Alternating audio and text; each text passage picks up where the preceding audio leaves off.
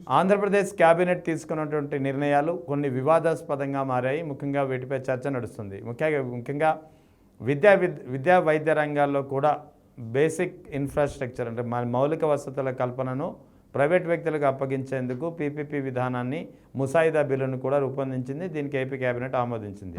మరోవైపు ప్రతిష్టాత్మకమైనటువంటి వైఎస్ జగన్ ప్రభుత్వం తీసుకొచ్చినటువంటి దిశా బిల్లును కూడా ఉపసంహరించుకుంటున్నట్లు ఏపీ కేబినెట్ గ్రీన్ సిగ్నల్ ఇచ్చింది. సో ఈ అంశాలపై మనతో మాట్లాడేందుకు జాయిన్ అవుతున్నారు గుంటూరు నుంచి ప్రముఖ న్యాయవాది రజనీ గారు. నమస్తే మేడం. నమస్తే అండి మేడం, ఎలా చూడాలి లాజిస్టిక్స్, రవాణా, విమానాశ్రయాలు, పోర్టులు, తర్వాత పునరుత్పాదక ఇంధనాలు, దీంతోపాటు విద్యా వైద్య రంగాలు కీలకమైనవి. ఈ అన్ని రంగాల్లో బేసిక్ ఇన్ఫ్రాస్ట్రక్చర్ కల్పించేది ప్రైవేట్ వ్యక్తులకు అప్పగించడానికి పీపీపీ విధానానికి రూపకల్పన చేసింది ఏపీ కేబినెట్. నిన్న ఒక నిర్ణయం తీసుకుంది. అంటే అన్ని రంగాల్ని ప్రైవేట్ పరం చేసేస్తే ఇంకా ప్రభుత్వం ఉన్నది ఎందుకు? ప్రభుత్వం ఏ బాధ్యతలు నిర్వహిస్తుంది అంటే ఏం చెప్తారు? సార్, ముఖ్యంగా నిన్నటి రోజు కేబినెట్ సమావేశానికి గౌరవ డిప్యూటీ సీఎం గారు హాజరు కాలేదు. డిప్యూటీ సీఎం గారి సంతకం లేకుండా కేబినెట్ లో ఒక బిల్ ఎందుకు పాస్ అయింది, ఎలా పాస్ అవుతుంది? మేము ఓట్లేసింది ఆయన చూసి ఓట్లేసినాం కదా, అవతల వ్యక్తి నమ్మదగిన వ్యక్తి కాదు అని మాకు తెలుసు కదా. ఆయన ఉన్నాడు, ఆయన నడిపిస్తాడు, నేనున్నాను, నన్ను నమ్మండి, నా వ్యూహం నాకు ఉంది అని అన్నాడే కాబట్టి కదా చాలా మంది ఈ రోజు సైకిల్ గుర్తు కూడా చూడ్డానికి ఇష్టపడనటువంటి ఎంతో మంది సామాజిక వర్గం ఆయన అభిమానులు ఆయన్ని నమ్మి ఓటేస్తే ఈ రోజు పబ్లిక్ విధానాలన్నీ ప్రైవేటీకరణ చేసేస్తున్న బిల్లుకి తన ఆమోద ముద్ర వెయ్యకుండా తన అసమ్మతిని తెలపాల్సినటువంటి కేబినెట్ సమావేశంలో మౌనం అర్ధాంగీకారం అన్నట్లుగా తను రాకపోవడం అది ఏంటి సంకేతం? ఎందుకు రాలేదు? ఎందుకు రాలేకపోతున్నారు? ఎందుకు దాన్ని ప్రశ్నించలేకపోతున్నారు? సో అర్థం కాని విషయం అండి. మీ రోజు బిల్ ఎలా పాస్ అవుతుందండి? డిప్యూటీ సీఎం అంటే అర్ధనారీశ్వరుల్లో ఒకరు శివుడు, ఒకడు పార్వతి అన్నట్టుగా ఈ రోజు డిప్యూటీ సీఎం గారి ఆమోదం లేకుండా, ఆయన అభిప్రాయం తీసుకోకుండా ఒక బిల్ పాస్ చేసినారంటే ఉప్మాలో కరేపాకు లాగా పక్కన పడేసినారా? నేను చెప్పేదేంటి, ఆయన ఏం పదవి? రాజ్యాంగబద్ధ పదవి. అందరు మినిస్టర్ లాగే ఆయన ఒక మినిస్టర్. ఇప్పుడు అంటే ఒకరున్నారు. గత గవర్నమెంట్ లో కులానికి ఒకటి ఇచ్చేసినాడు ఆ నాయకుడు, కులానికి ఒకటి. సో డిప్యూటీ సీఎం హోదా ఎంత గొప్పగా పంచి గెలిస్తే వంగ గీతమ్మని డిప్యూటీ సీఎం చేస్తానన్నటువంటి గొప్ప వ్యక్తి.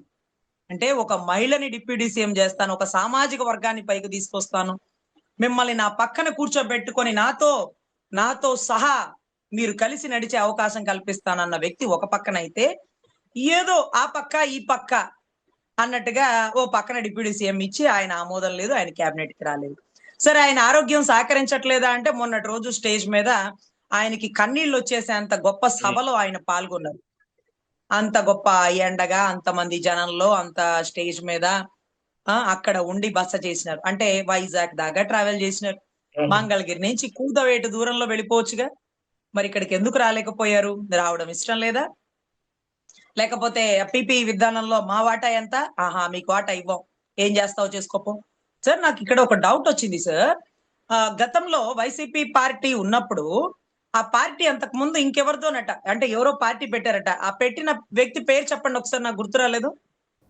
ఆయన ఇక్కడ తెలంగాణ అతనండి. ఆయన పార్టీ పెట్టింది, ఆయన నుంచి మొత్తం హక్కులన్నీ కొనుక్కునింది ఈ పార్టీ. జగన్ వీళ్ళ ఆయన నుంచి మొత్తం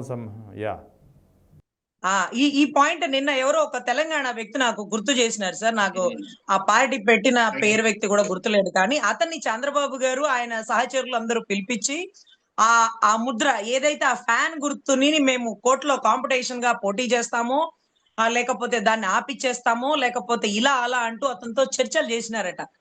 ఆ పార్టీని మీరు వెనక్కి లాగేసుకోండి, మీరు జగన్ గారికి ఇవ్వకండి, ఆయన ఇంకొక పార్టీ పెట్టుకోమనండి, ఆ సింబల్ ఇవ్వకండి, ఆ ఫ్యాన్ బాగా గట్టిగా గాలి వినిపిస్తుంది, గాలి బాగా ఆంధ్ర రాష్ట్రంలో వీస్తుంది అన్నట్టుగా చర్చలు చేసినారట. నాకు భయం వేస్తుంది ఏంటంటే 21 ఎమ్మెల్యేలు ఎవరైతే ఉన్నారో దాంట్లో కొంతమంది వైసీపీ నుంచి, కొంతమంది టీడీపీ నుంచి, కొంతమంది టీడీపీ నడిపించి గెలిపించినటువంటి ఎమ్మెల్యే. సొంతగా గెలిచింది ఆ బొలిశెట్టి శ్రీనివాస్ గారు అనుకుంటా, ఆయన సొంత డబ్బు ఖర్చు పెట్టుకుంది. ఆ పంత నానాజీ గారు అనుకుంటా, ఎవరో ఇద్దరు ముగ్గురే ఉన్నారండి, పెద్దగా ఎవరు లేరండి. ఇద్దరు ముగ్గురే, పెద్దగా ఎవరు కూడా లేనట్టుగా నాకు అనిపిస్తుంది. సో ఇప్పుడు ఈ జనసేన కూడా ఆయన లాగేసుకుంటే అంటే 11 మంది ఎమ్మెల్యేలో ఒక 5-6 అంటే నెల్లిమర్ల లోకమాధవ్ గారు సొంత డబ్బు ఖర్చు పెట్టుకున్నారు. ఆ ముగ్గురు తప్ప ఎవ్వరు లేరండి. మిగతా వాళ్ళంతా కొంతమంది టీడీపీ గెలిపించిన వాళ్ళు, దగ్గర ఉండే డబ్బు పెట్టి, కొంతమంది టీడీపీ మనుషులే, కొంతమంది వైసీపీ ముసుగులో ఉన్న మా వాళ్ళు. సో ఇటువంటి పరిస్థితుల్లో ఈ పార్టీని కూడా గుర్తును కూడా లాగేసుకుంటారేమో. ఎందుకంటే ఒకటి చెప్పినట్టు వినాలి, లేకపోతే ఆ గుర్తు కూడా ఉండదంటాడా?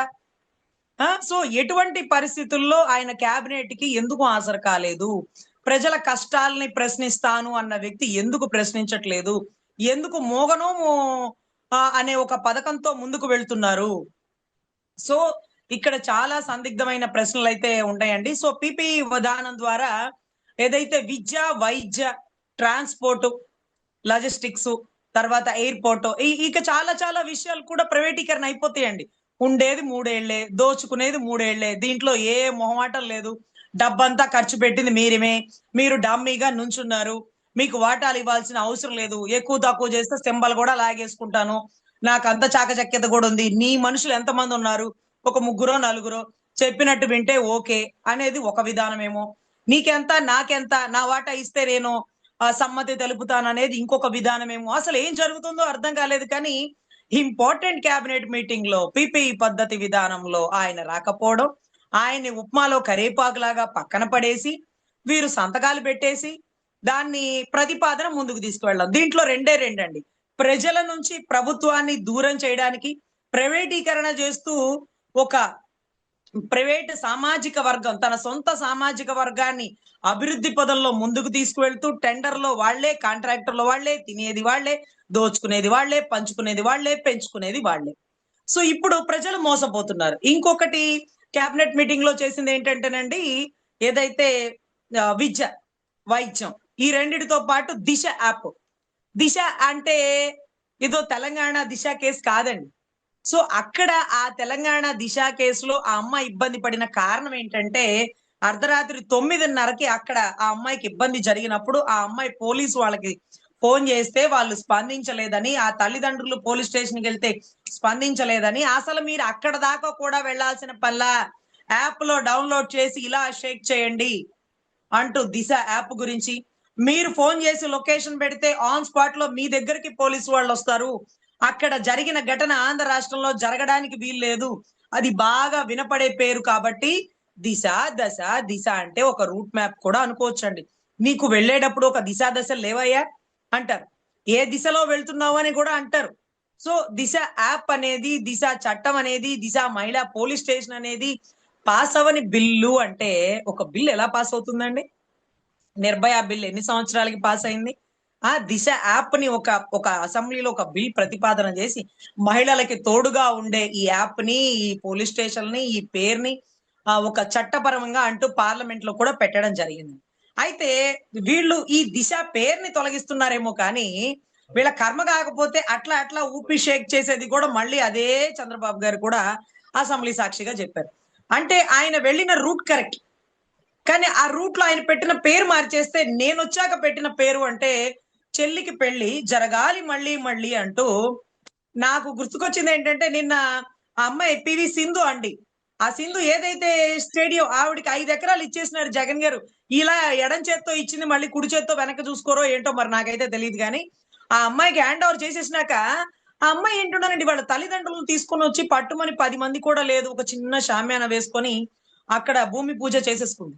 ఎప్పుడు 24 ఈ గవర్నమెంట్ వచ్చాకి. గత గవర్నమెంట్ లో ఉండగా జగన్ గారు ఇచ్చేసినారు. మళ్ళీ దాన్ని రాజకీయ నాయకులందరూ వచ్చి డేగలు పడినట్టు పడి ఆ స్థలం మీద, వైజాగ్ లో ఉండే 5 ఎకరాల భూమి మీద వాళ్ళు పడి వాళ్లే అరే లోకేష్ ఎవరండి, లోకేష్ ఎవరు, అది ఫస్ట్ శంకుస్థాపన చేయడానికి హూ ఆర్ యూ నువ్వు క్రీడా శాఖ మంత్రివా? నువ్వే శాఖ? ఐటీ శాఖ, విద్యాశాఖ కదా, నీకేం పని అక్కడ? అరే ఆ అమ్మాయికి ఇచ్చిన దానికి, ఆ పిల్ల ఒక మహిళగా తను ప్రూవ్ చేసుకున్న అనే దానికి 5 ఎకరాలు ఇచ్చి వెనక్కి కూడా తిరిగి చూడాల. తల్లి ఇది నిన్ను నమ్మి నీకు ఇస్తున్నాం, నీ ఇష్టం, నువ్వు మంచిగా స్టేడియం కట్టుకో, నీకు నువ్వు అభివృద్ధి చెంది ఎంతో మందిని తయారు చెయ్యి అంటూ జగన్ గారు పక్కకి వెళ్ళిపోయి పబ్లిసిటీ చేసుకోలేదండి. ఆయన ఇచ్చినట్టు కూడా పేపర్లో వేసుకోవాలి, ఒక సాక్షిలో చెప్పలా. దౌర్భాగ్యం ఏంటంటే మీరు మళ్ళీ శంకుస్థాపన చేస్తుంటే ఓహో సింధు గారికి ఇది ఇచ్చారా, 5 ఎకరాల భూమి ఇచ్చారా? ఒర్రె ఒర్రె ఒర్రె ఎంత రేట్ ఉంటది? ఆ పిల్లకి ఎందుకు ఇచ్చినారు? ఆ పిల్ల ఏం చేస్తుంది? ఇవన్నీ మాకు తెలియదండి. కానీ ఈ రోజు డాగల్లా పడిపోయి ఆ 5 ఎకరాల భూమిలో నీకెంత నాకెంత, ఇక్కడ కాంట్రాక్ట్ బిగిన్ చేద్దాం, మొత్తం మా వాళ్ళే చూసుకుంటారు, ఎక్కడ పెట్టాలో అక్కడ సంతకం పెట్టమని అడిగారేమో. ఎంత దారుణం అండి. ఇతను ఏ శాఖ మంత్రి, ఏం పని అని వచ్చాడు? ఏం పని అని వచ్చారండి ఆయన? లోకల్ ఎమ్మెల్యేలు ఉండాలా? లోకల్ ఎమ్మెల్యేలతో చేపించాలా? So whatever it may బండి, ఇలాంటి విషయాల్లో ప్రచారంలో చాలా వీక్ గా ఉంటది వైఎస్ఆర్సీపీ పార్టీ అనడానికి. 5 ఎకరాల భూమి ఒక ఆడబిడ్డకి, ఒక క్రీడా శాఖల్లో ముందుకు వెళ్తున్న ఒక తల్లికి ఇచ్చినటువంటి గుర్తుని ఈ రోజు కూడా మళ్ళీ చెల్లికి మళ్ళీ పెళ్లి పెళ్లి అన్నట్టుగా ఆ జీవోలు అవన్నీ ఓపెన్ చేసి చూస్తే అప్పట్లో పని చేసుకుంటూ వెళ్ళిపోయారండి. ఆయన ప్రచారం ఎక్కడా చేయలేదు కాబట్టి ఇప్పుడు దౌర్భాగ్యం ఏంటంటే వీళ్ళు ప్రచారం చేస్తుంటే ఆయన గొప్ప, ఆయన ఘనత ఇప్పుడు తెలుస్తుంది.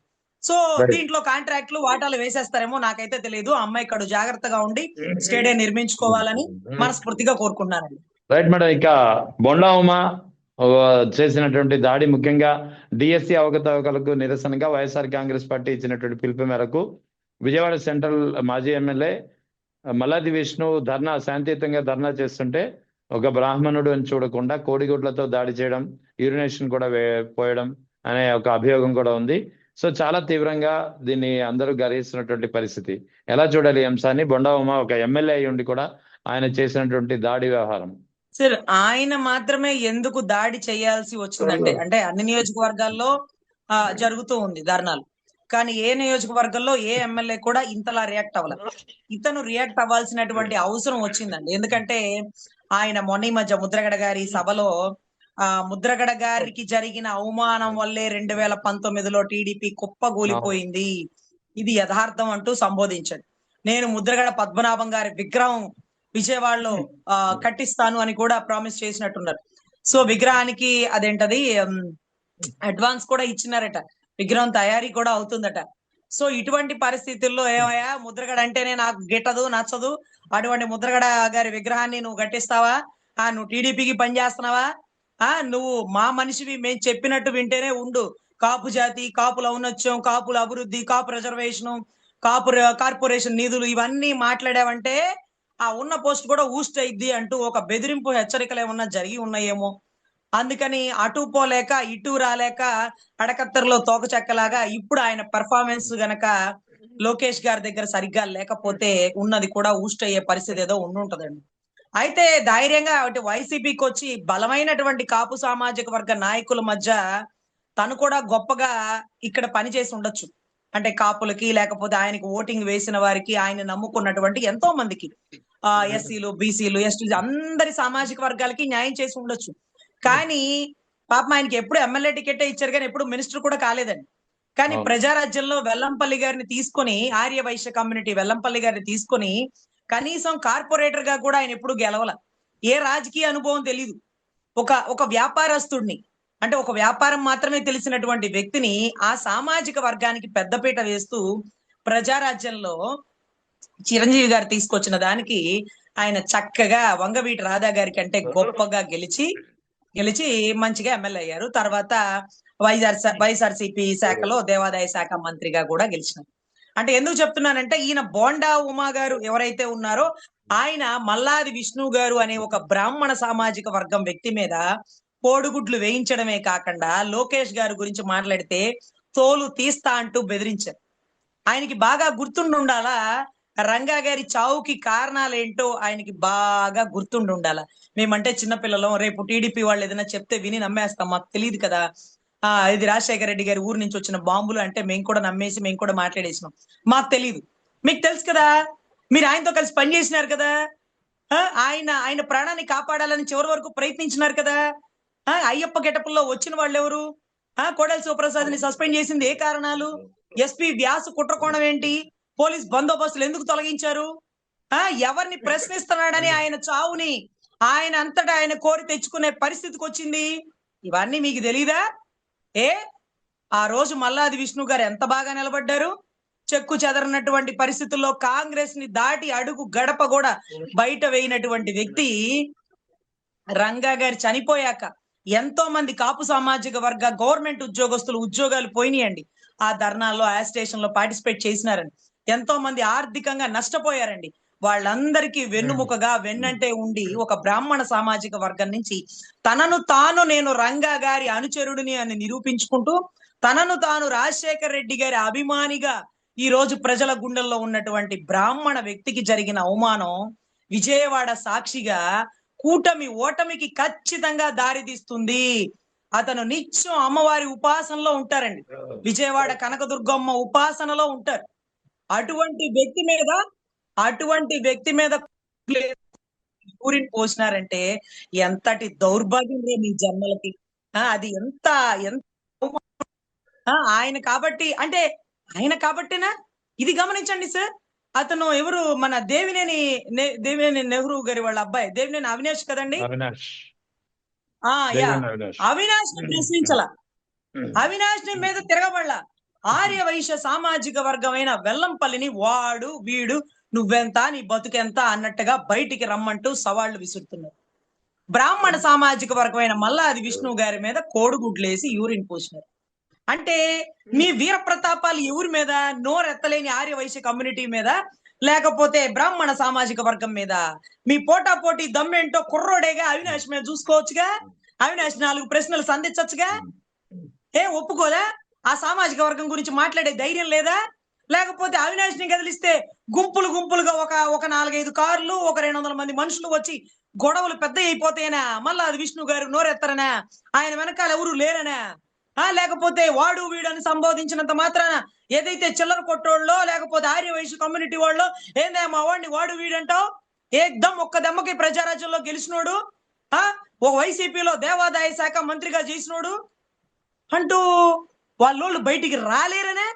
అరే చూడండి సార్, ఆయన ఎవరు? ప్రొఫెసర్ నాగేశ్వరరావు గారు. ఆయన ఎప్పుడు కమ్మ అనే పదం కూడా ఎప్పుడు వాడరండి.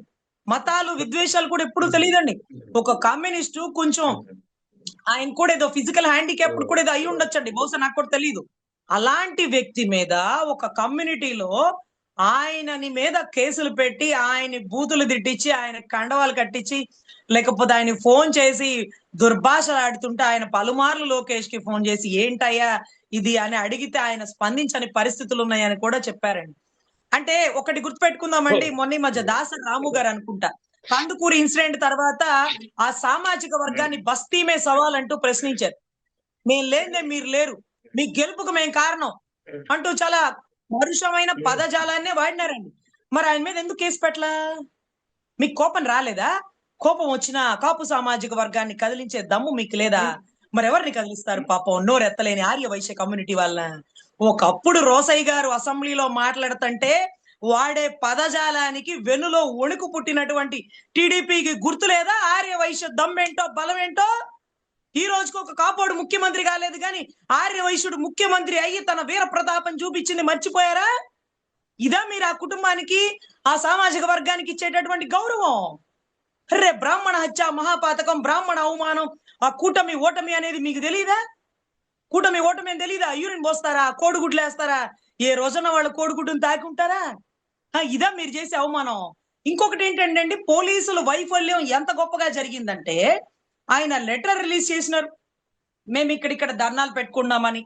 విష్ణు గారు మీరు పెద్దవారు, మీకు చెప్పదగిన వాళ్ళం కాదు, మీరు ఏదైతే సౌండ్ ఇంతకంటే పెంచకండి, మైకులు ఇంతే వాడండి, ఇదిగో ఇంతమంది రావాలి, ఇక్కడ వరకే ఉండాలి అంటే 4-5 కానిస్టేబుల్ ఎదురుగా నుంచోబెట్టి వాళ్ళు అక్కడ ఏదైతే ఆ టెంట్ లో కూర్చొని వాయిస్ ఇస్తున్నారండి. మైక్ సౌండ్ కూడా లిమిటెడ్ గా ఉంది. ఒకవేళ వాళ్ళు తప్పు చేస్తే అక్కడ ఉండే కానిస్టేబుల్ సార్ మీరు పరిధి దాటి మాట్లాడుతున్నారు, మైక్ సౌండ్ పెంచుతున్నారని జీవెక్కిచ్చి ఉండేవాళ్ళు. ఎప్పుడు జీవెక్కిచ్చారు? బోండా ఉమా గారు కార్లు వేసుకొని ఒక 100 మంది తెలుగుదేశం జెండాలు పట్టుకొని వీర మహిళలు వాళ్ళు వీళ్ళని తీసుకొచ్చి మల్లాది విష్ణు గారి మీద దాడి చేపించాక ఎవరినెత్తాలి? ఎవరి మీద దాడి చేసినారు? సౌమ్యవాదంగా గాంధీయుతవాదంగా కూర్చున్నటువంటి మల్లాది విష్ణు గారి మీద దాడి చేస్తున్న బోండా ఉమా అనుచరులని గౌరవ బోండా ఉమా ఎమ్మెల్యే అయినప్పటికీ అతన్ని ఆ సభ దగ్గరికి రానివ్వకుండా అడ్డగించి పోలీసులు వారిని తరలించాలి పోలీస్ స్టేషన్. ఇది రూలు, ఇది బైలా. మరి ఏం చేసినారు? మల్లాది విష్ణు గారు రాగానే, టీడీపీ వర్గం అంతా రాగానే అప్పుడు విష్ణు గారిని బలవంతంగా ఎక్కించారు. విష్ణు గారు తప్పు చేస్తే ముందే మీరు ఎక్కించాలా? విష్ణు గారికి పర్మిషన్ లేకపోతే ఆయన కూర్చొనివ్వకూడదు. విష్ణు గారు ఎదురుగా పోలీసులు పెట్టి మీరు బోండా ఉమా గారికి గడగల్లాడిపోయి మార్చేసినారా, లేకపోతే పేమెంట్ తీసుకొని మార్చేసుకున్నారా, లేకపోతే కాకి చొక్కా ఇప్పేసి మీరు పసుపు చొక్కా వేసేసుకుంటున్నారా? ఏంటి రూల్ ఏంటి? రూల్ ఏంటి? పర్మిషన్ ఇచ్చాక మీకేం పని? అవతలోడు ఎవరన్నా ఆ ఏదైతే ఉద్యమం గాని, ఏదైతే ఆ మీటింగ్ గాని, ఏదైతే ఆ ధర్నాకి గాని అడ్డగిస్తే వాళ్ళని కదా మీరు ఎక్కించాలి. పోని ధర్నాలో ఉన్న వాళ్ళని కూడా ఎక్కించాలి. ఎప్పుడు వాళ్ళు రూల్ కి విరుద్ధంగా ఉంటాయి. సో ఇక్కడ పూర్తిగా పబ్లిక్ సర్వెంట్లు కాస్త పొలిటికల్ సర్వెంట్లుగా మారిపోయారు. కాకి చొక్కా కాస్త పసుపు చొక్కా అయిపోయింది. మల్లాది విష్ణు గారికి జరిగిన అవమానం బ్రాహ్మణ సామాజిక వర్గానికి మొత్తాన్ని జరిగినట్టు. అక్కడే వచ్చి వెల్లంపల్లి గారిని వాడు వీడు అంటే, వెల్లంపల్లి గెలిచినాడయ్యా కొత్తగా వచ్చిన ప్రజారాజ్యంలో. వెల్లంపల్లి గెలిచినాడు. ఏకదం వైసీపీలో మినిస్ట్రీ కొట్టినాడు. బీజేపీలోకి వెళ్ళిన గట్టి పట్టించినాడు. నీకు ఎదురుగా పోటీ చేసి నీకు ఎదురుగా నిలబడి సామాజిక వర్గ ఓట్లను కూడా చేల్చగలిగినాడు. అతను ఏదైతే ఆ కాన్స్టిట్యున్సీలోనండి, సుజనా చౌదరి గారి కాన్స్టిట్యున్సీలో అతను లేకపోయినప్పటికీ ఆర్య వైశ్య ఓటింగ్ లాగడం కోసం ఎంత కష్టపడ్డామో ఆ ప్రచారంలో తిరుగుతున్న ప్రతి చోట నాకు తెలుసండి. అదేంటది అంత గొప్పగా వెల్లంపల్లికి వెళ్ళిపోతుందంటే ఆయన చేసిన పనితనం. ఆయన్ని అప్పట్లోనే చిరంజీవి గారు ఇష్టపడ్డారు.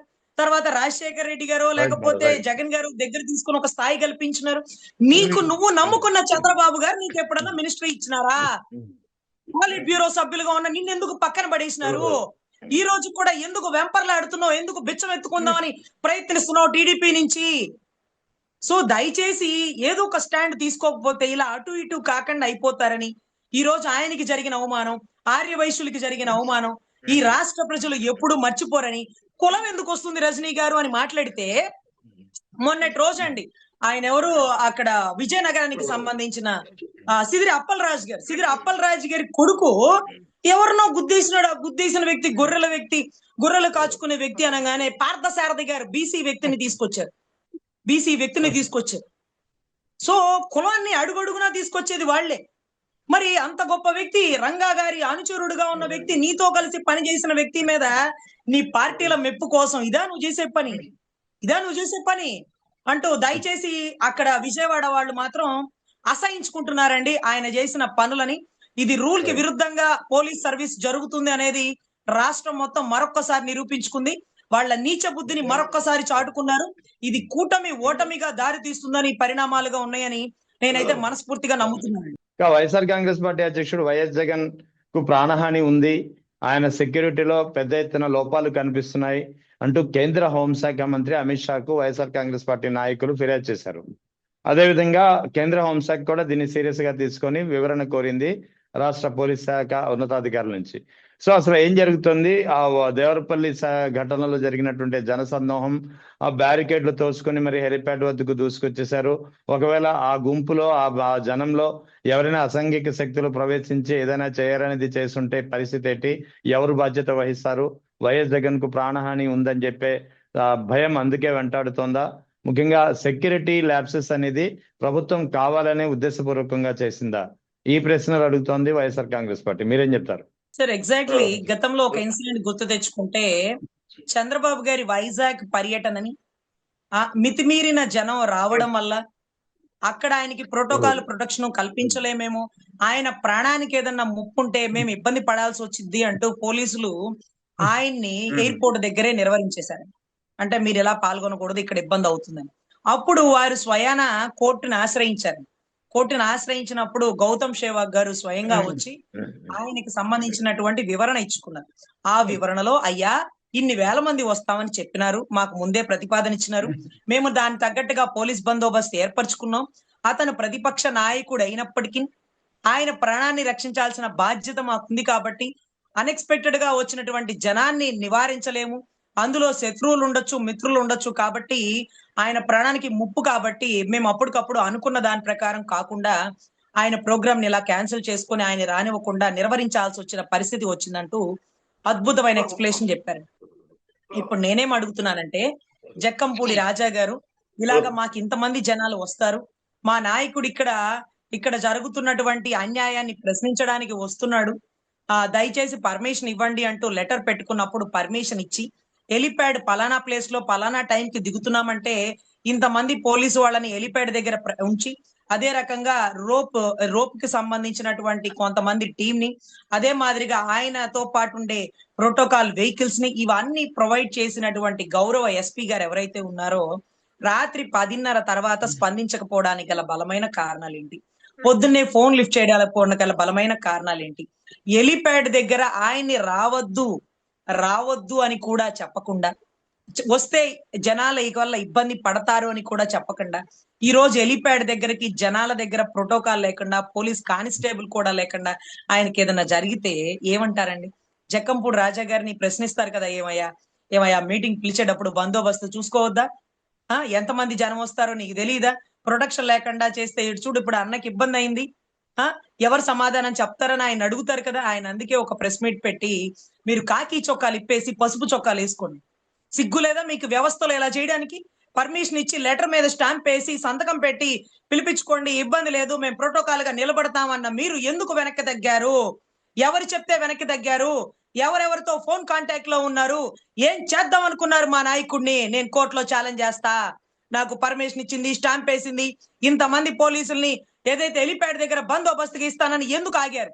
ఎందుకు వెనక్కి తగ్గారు? ఏం చేద్దాం అనుకున్నారు అనే ప్రశ్నలతో కోర్టుని ఆశ్రయించాల్సినటువంటి అవసరం ఉందండి. అంటే ప్రివెన్షన్ బెటర్ దెన్ క్యూర్ అండి.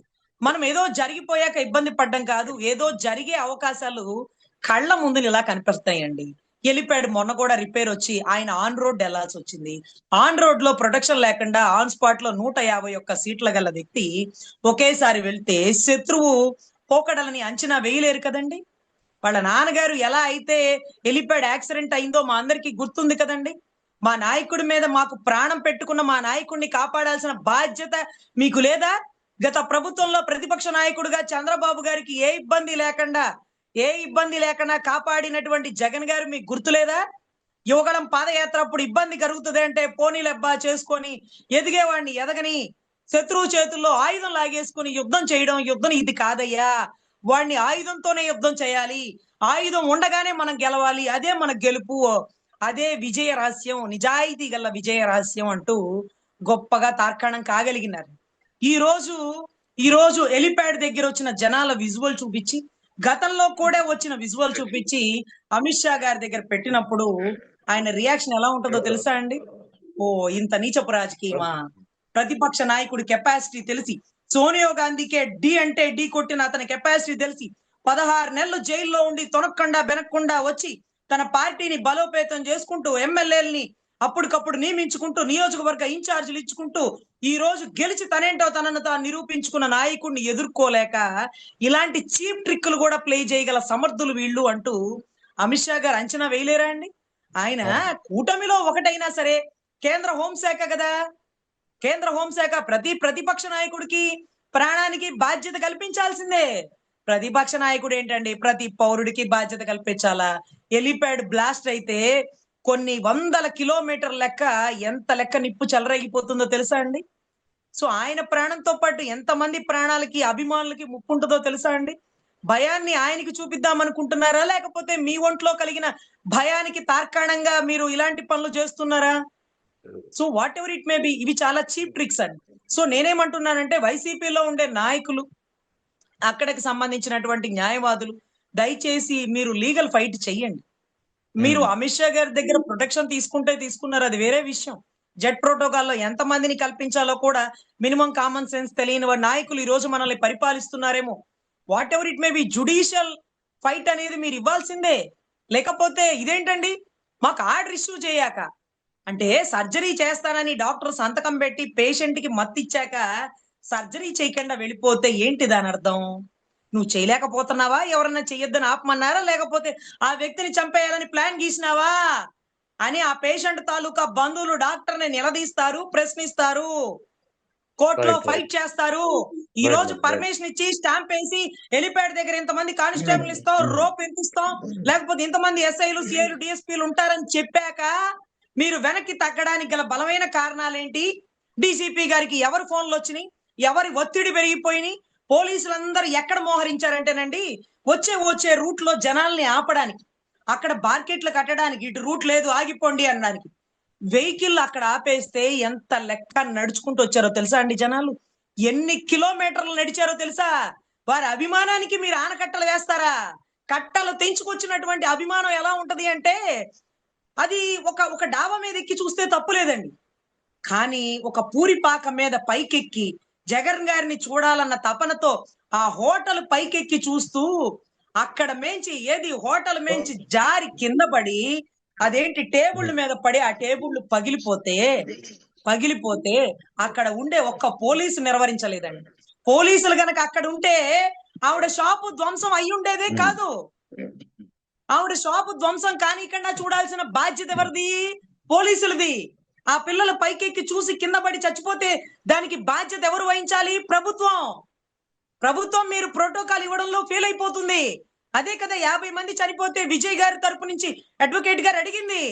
ఎంతమంది వస్తారో అంచనా వేసి ప్రొడక్షన్ పెంచాల్సినటువంటి ప్రభుత్వం వైఫల్యం అయిపోయిందండి. 50 మంది ప్రాణాలు కోల్పోయారు విజయ్ గారి అభిమానులు అంటూ కోర్టులో ఆర్గ్యుమెంట్ జరిగిందండి. సో జగన్ గారి అభిమానులు 40% ఓటింగ్ తెలుసు కదండి. నిన్నటి రోజు దేవుడు ఫోటోల మీద కాళ్ళు పెట్టేసి తొక్కేసినారంట. అబ్బాబాబా! అక్కడ కూడా మళ్ళీ హైందవ ధర్మం, హిందూ తత్వం. ఆవిడ మొఖాన బొట్టు లేదండి. అంటే ఆవిడ దేవుణ్ణి నమ్ముకున్నారా, క్రిస్టియన్ అనేది నాకు తెలియదు. కానీ అక్కడ ఆవిడ హోటల్ రన్ చేస్తున్నారు కాబట్టి, చిన్నపాటి హోటల్ అయినా రన్ చేస్తున్నారు కాబట్టి, అన్ని మతాల్ని గౌరవిస్తూ ఒక హిందూ దేవుడి ఫోటోలు ఏమన్నా పెట్టారేమో. అవి పైకెక్కి పూరిపాక పైకెక్కి కింద పడిపోతున్న వాళ్ళ కాళ్ళు తగిలో లేకపోతే వాళ్ళు పడిపోతున్న తీరులో ఎలా బెంచులైతే పగిలిపోయినాయో అలాగే కింద పడిపోయి ఉంటాయి. దాన్ని కూడా సీన్ క్రియేట్ చేసి హిందూ ధర్మం మీద దాడి, హిందూ ఫోటోల మీద దాడి. అరే రే, ఇదే కదా జననాయక అనే ఒక సినిమా తీసి హిందూ ముస్లింల మధ్య గొడవలు, ఇదే రాజకీయం చేయడం, రాజకీయంలో గెలవాలి అనుకుంటే హిందూ తత్వాన్ని తీసుకురావాలనే తత్వం, అన్అపాలజిడ్ సనాతని అనే కొత్త అవతారం ఎత్తుతారు. ఇది రాజకీయ పోకడలు, ఇలాంటి రాజకీయాలు నిలబడవు అంటూ 2 ఏనుగుల మధ్యలోంచి వచ్చినటువంటి విజయ్ గారి గెలుపు గాల్లో లెగవలేదండి.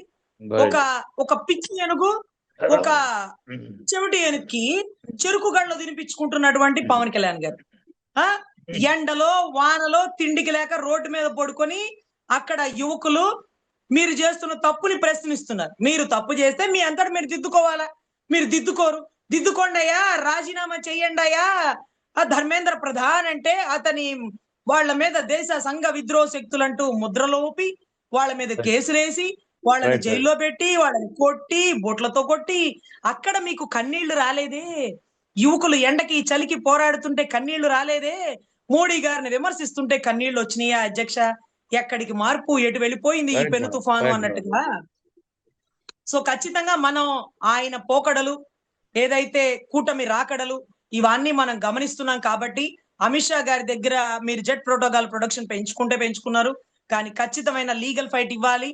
డీజీపీ గారితో ఎవరెవరు ఫోన్లో మాట్లాడారు, ఎవరెవరు ఆయనకి ఇబ్బంది పెట్టాలని ప్రయత్నిస్తున్నారు, ఎవరెవరు ఆయన ప్రాణంతో చెలగాటాలను ఆడాలనుకుంటున్నారు, వాళ్ళందరి మీద కూడా చట్టపరమైన చర్యలు తీసుకుంటూ లీగల్ ఫైట్ చేస్తే తప్ప ప్రివెన్షన్ బెటర్ దెన్ క్యూర్ కాదని నా ఉద్దేశం అండి.